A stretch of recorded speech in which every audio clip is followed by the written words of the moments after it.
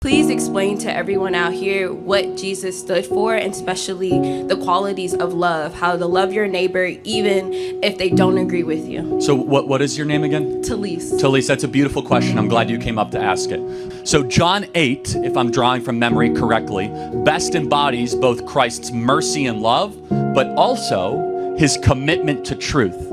And sometimes in the modern gospel, we overemphasize the grace and we underemphasize the truth. Yeah. And so we are far too willing to say, hey, Jesus loves everybody, but we don't get to the second part of the conversation that says Jesus doesn't want you to live in sin. So this is, in John 8, it's best embodied, right? Almost every Christian in this audience will be able to tell you the first part of this, which is a bunch of Sadducees and Pharisees who are standing around with rocks, and they're about to stone the prostitute woman. And Jesus comes up and says, let the first among you without sin cast the first stone. And everyone starts dropping the rocks. But what comes next shows that Christ is not just grace-focused, he's simultaneously truth-focused. He goes up to the woman who had a career in selling herself for sex and said, sin no more.